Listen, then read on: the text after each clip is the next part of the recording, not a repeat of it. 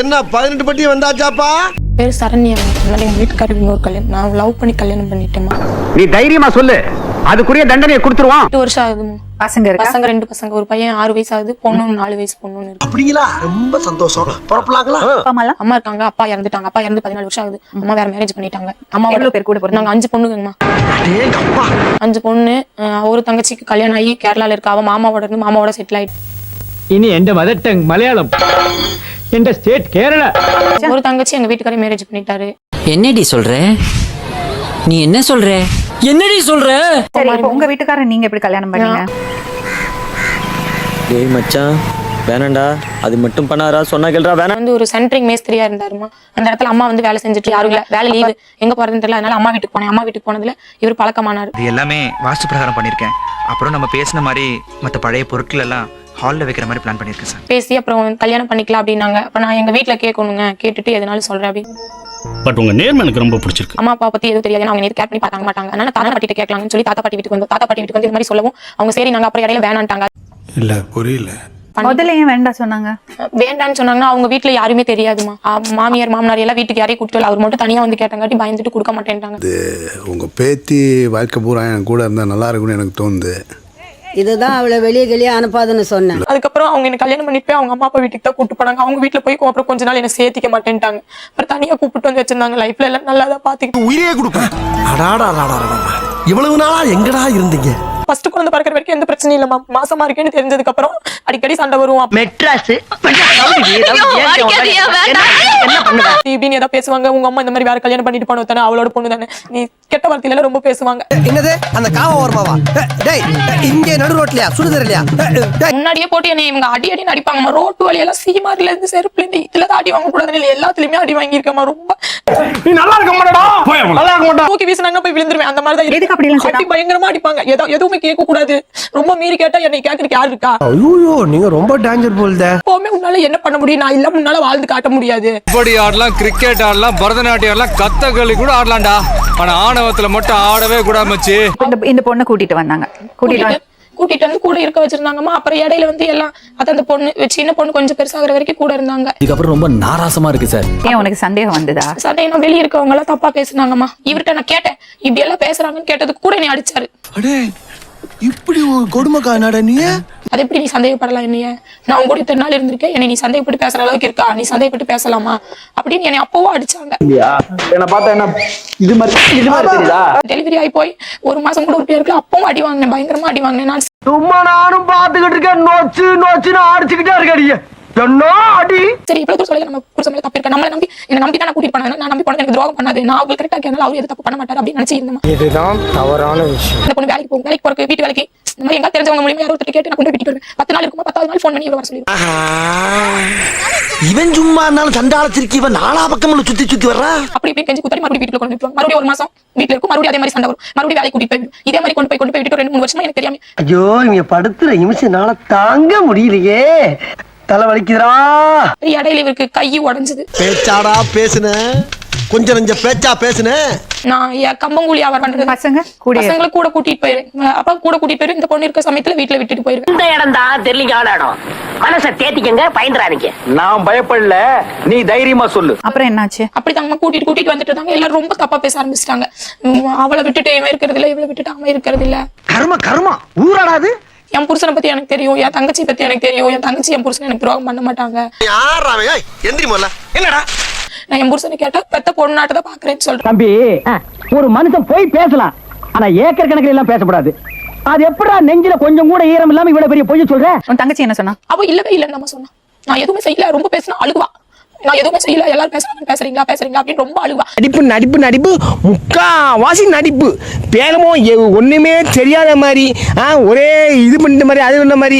மறுபடியும் இன்னொரு பக்கம் வேலைக்கு கொண்டு போயிட்டு அந்த வேலை செய்யற வீட்டுல இருக்கிற அக்காவே போன் பண்ணி என்று சொல்லுது, ஏன் நம்ம புருஷன் நைட்டு 10 மணிக்கு வந்து அவளை கூட்டிட்டு போறாண்டி. உன்னால என்ன பண்ண முடியுமோ அதை பண்ணிட்டேன். தேங்க்யூ. எனக்கு தலைப்புற ஆபத்துல வந்து நினைக்கல, நீ வரக்கூடாது அப்படின்னு சொல்லிட்டு சொன்னதுக்கு அப்புறம் இவர் வேற பக்கம் கூட்டிட்டு போய் நான் ஒரு வாடகை வீடு எடுத்து பாத்திரம்லாம் போட்டு வச்சிருந்தேன். அந்த வீட்டுல கூட்டிட்டு போய் இவர் இருக்க வச்சிருக்காரு. சொல்லுடா எங்க அவ? அத்தை அவளை நேத்து ராத்திரியே அடிச்சு இந்த ஊரை விட்டு விரட்டிட்டியா? சத்தியமாக இந்த கிழிஞ்ச சட்டவளை சத்தியமா அவளை ஊரை விட்டு விரட்டிட்டேன். நானும் இவர் கேட்டேன், இல்லவே இல்லை, நாங்க என்னை அந்த வீட்டுக்கு கூட்டிட்டு போனா என்னை கூட்டிட்டு போகும்போது அந்த பொண்ணு அங்க இருக்காது, கூட்டிட்டு போய் வேற எங்கயாவது ஒளிச்சு வச்சுக்கிறது. அதே மாதிரியே பண்ணிட்டே இருந்தாங்க. தொடர்ந்து 4-5 மாசமா பண்ணிட்டே இருந்தாங்க. இது நடந்து எவ்வளவு நாள் ஆச்சு? இப்ப அந்த பொண்ணுக்கு ஒரு குழந்தையே இருக்குங்கம்மா.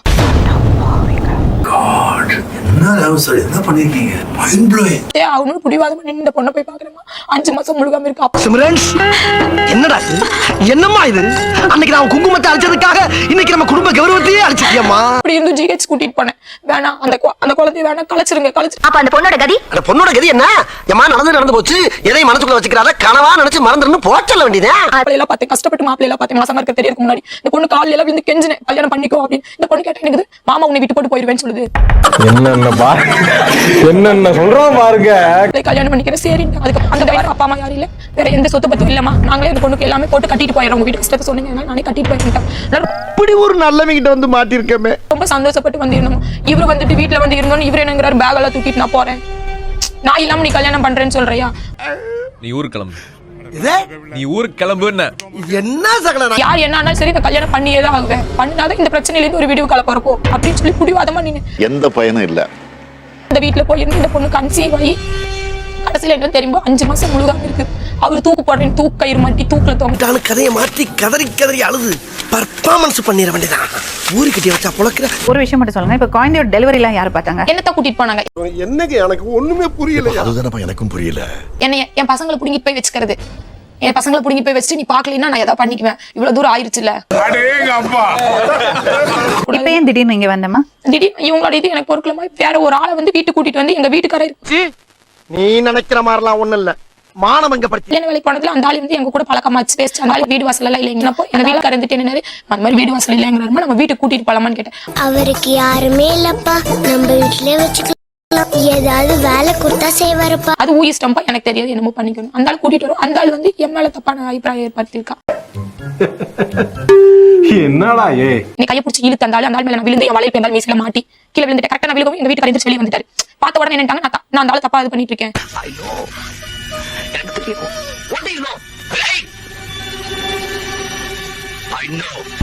அந்த ஆள் கூட நீ பழகுற கூட்டிட்டு வந்தது அந்த ஆளே கூட்டிட்டு எங்க வீட்டுக்கார கூட்டிட்டு வந்தாங்கம்மா அந்த ஆளை வீட்டுக்கு. எங்க கொண்டு வந்து நிறுத்திக்கிற பாத்தியா? நானா வீட்டுல கூப்பிட்டு போய் இவங்க தான் வச்சிருந்தாங்க. இவங்க தான் வச்சு இப்படி எல்லாம் பண்ணினாங்க. சத்தியமா எனக்கு தெரியாதுங்க. யார நம்பர்னே தெரியல தாசனா. திடீர்னு இவங்க தான் என்ன வீட்டுல கூப்பிட்டு போய் வச்சதுங்க. வச்சிருந்தாங்க. அப்புறம் என்னாச்சு? வீட்டுல கூப்பிட்டு போய் வச்சு இந்த மாதிரி தப்பான விஷயம் எல்லாம் நடந்து எனக்கு தெரியாது உண்மையா. என்ன அது ஆச்சரியமா இருக்கு. அவளுக்கே அந்த விஷயத்தை பத்தி தெரியாத அளவுக்கு இருந்திருக்குமா? அது எப்படி தெரியாம இருக்கும்? அப்படி எதை சொல்றாங்க தெரியலீங்க எனக்கு. செக்கில ஆட்டின சுத்தமான உருட்டு. நீ எப்படி மாசமான? நான் மாசமானது இவங்க வீட்டுல இருந்தேங்க. திடீர்னு இப்படி ஆனப்பதான் ஹாஸ்பிட்டல் போய் செக் பண்ணும்போது தெரியுங்க. என் வாழ்க்கையில இன்னும் நான் எல்லா குடும்பங்களை பார்க்கணும்னு இருக்கும் எனக்கே தெரியல. நான் அந்த வீட்டுல நேராவே நான் போய் கண்ணால பார்த்தோமா 2 பேரும் ஒன்னா இருந்தாங்க. எதுக்கா நீ இந்த நேரத்துல வந்து? நீ ஆசைப்பட்டியா அவர் மேல, இல்ல எல்லாரும் சொன்னதுனால அப்படி பண்ணிட்டியா? எல்லாரும் அப்படி சொல்றாங்க அப்படி பண்ண. அறிவு வேணாங்க. இந்த 2 பெண்களோட வாழ்க்கையும் இப்படி ஆறதுக்கு காரணம் என்னது? தெரியல. அவங்க சைல்ட்ஹுட்ல வந்து அவங்க வளர்ந்து வர்றது வயசுல எந்த விதமான பாதுகாப்பும் இல்ல, செக்யூரிட்டி இல்ல, எஸ்கேப் ஆறதுக்காக திருமணம் பண்ணிட்டா. நன்றி தெய்வம். நன்றி தெய்வம். பேரு மகாலிங்கங்க. என்ன பாரு? இது யாரு? இது என் மூத்த வைஃபுங்க. எதுக்கு இன்னொரு பொண்ணை கல்யாணம் பண்ணீங்க? வந்து இப்ப நான் என்ன உங்கள்கிட்ட சொல்றது? அவங்க தாத்தாவே வந்துட்டுங்க வீட்டு பக்கத்துலேயே வந்து நிற்குதுங்க. கண்டபடி வார்த்தை பேசுறதுங்க. நீ ஆள் நல்லா தான் இருக்க, அந்த பிள்ளை நீயே கல்யாணம் பண்ணிக்க. அதுக்கப்புறம் இந்த விஷயம் ஊர் ஊரா தெரிஞ்சு போவோம். அவளை எவனும் கட்ட மாட்டான். எனக்கு தான் அவ எங்கேயோ போயிட்டாரு. அவங்க சொல்லட்டும். பேக்குல துணி பூரா ரொப்பிட்டு நான் இல்லாம நீ கல்யாணம் பண்றீல்ல, நான் ஒரு அப்பா மாதிரி தானே என்கிட்ட சொன்னாங்க. நான் அப்பா தானே, மாமாங்கிறது அப்பனுக்கு சமம் தானே, நான் பண்ணி வைக்கிறேன். வாங்கடா, எத்தனை பேர் இந்த மாதிரி கிளம்பிருக்கீங்க? வரவும் போறோம் இதே சொல்லிட்டு இருக்கீங்க. மகாலிங்கம், சொல்லுங்க. பொண்ணு மாதிரி இருக்கிறது குழந்தைய நீங்க எப்படி கல்யாணம் பண்ணலாம்? அது தப்பு தாங்க. போதுமா? என்னங்கடா இது? செஞ்ச தப்ப கோவமா ஒத்துக்கிறீங்க. புது ட்ரெண்டோ? அப்போ அந்த தப்ப சரி பண்ண முடியுமா? அதை அழிக்க முடியுமா? 2 வருஷம் முன்னாடி இந்த பொண்ணு எப்படி இருந்ததோ அப்படி அந்த பொண்ணை கொடுக்க முடியுமா? பழைய அக்கால திருப்பி கொடு. என்னது பழைய அக்காவா? ஆமா, தாலி கட்டும்போது ஃப்ரெஷ்ஷா இருந்தால அந்த அக்கால கொடு. அதை எப்படி இப்ப கொடுக்க முடியும்? இப்ப எதுக்கு வந்த? அம்மா எனக்கு இவங்களோட இருக்க இஷ்டம். இப்ப என்ன பண்ண? தனியா போறியா? தனியா இருந்துக்க. எங்க அம்மா அவங்களோட நான் இருந்துக்கிறேன். அதான் சரி. நான் கேட்கறேன், கேட்டதுக்கு என்னங்கிறாங்க, இல்ல அவன் தான் எனக்கு கல்யாணம் பண்ணிக்கிறேன்னு கையை பிடிச்சி சொல்லுதான். அதை நான் நான் சொன்னேன். மேல விழுந்துட்டேங்கிறாங்க. இதெல்லாம் நம்புற மாதிரி அங்க இருக்குது. ஆரம்பத்துல நானும் தான் நம்பல. எங்கேயாவது வலையில நீச முடியல மாட்டேங்க. உங்களுக்கு எல்லாம் ஏதாவது புரியுதா? நீங்க என்ன பண்ணிட்டு இருக்கீங்க? இல்ல புரியல. நீங்க வீட்டுக்குள்ள ஒரு அண்ணனை கூட்டி வந்து உட்காரலாமா? இவங்க தப்பு தான். நான் இங்கே கேட்டேங்க. குழந்தை பண்ண கல்யாணம் பண்ணலாமா? நான் பண்ண தப்பு தான். அப்ப நீங்க பண்ண நல்லது என்னது கொஞ்சம் சொல்லுங்க தம்பி. என்னம்மா வேணும்? அம்மா எனக்கு இவங்களோட வாழ்றதுக்கு இஷ்டம் இல்லம்மா. எனக்கு என் என்னோட குழந்தை தினம் கூட நான் டார்ச்சர். வாழணுமா? எதுக்காக டார்ச்சர் அதை சொல்லுமோல்ல. வற்புறுத்தாதீங்க, நான் அப்புறம் சொல்றேன். இவ்ளோ நாளா அவரோட அந்த பொண்ணுக்கு டெலிவரி பார்த்த, அவங்க கூடயே இருந்தா, 2 வருஷமா வண்டி ஓட்டுற, திடீர்னு ஏன் வெளியே போனோம்? How do I tell you? வெளியே போகணும்னா இவங்களோட இருந்து வெளியே பார்த்த காரணம் என்னன்னா, இவங்க வந்து வீட்டுல இருந்துட்டு கத்தி எடுத்துட்டு நான் குத்திக்குவேன். சும்மா இருமா.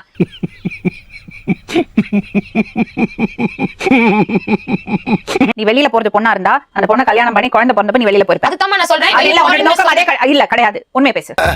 சொல்லிரவா சொல்லுங்க.